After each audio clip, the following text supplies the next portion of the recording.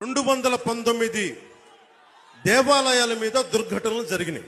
అందరూ ఆరాధించే శ్రీరామచంద్రమూర్తిని విగ్రహాన్ని రామతీర్థంలో నరికేస్తే ఈ రోజు వరకు ఒక్క దోషిని పట్టుకోలే. అలాగే నాస్తికులు, దయచేసి ఎవరైనా సరే సెక్యులరిజం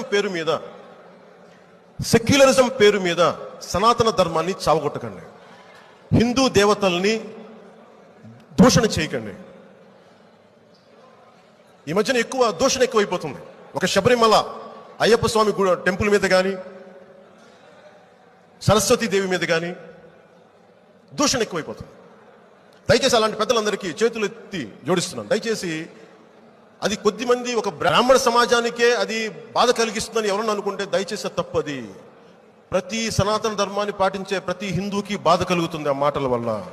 ఎండోమెంట్స్ యాక్ట్, మీరందరూ ఇష్టానికి టెంపుల్స్ ని దుర్వినియోగం చేస్తున్నారు. మీరు ప్రతి ఎమ్మెల్యే ప్రతి ధర్మాన్ని మీరు గౌరవించాలి.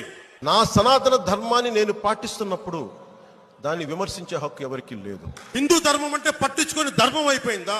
మీకు తమాషాలుగా ఉందా? మీకు ఎవరి ఇష్టానికి మీరు హిందూ ధర్మాన్ని ఆడుకుంటా ఉంటే చూస్తూ కూరుకోవాలా?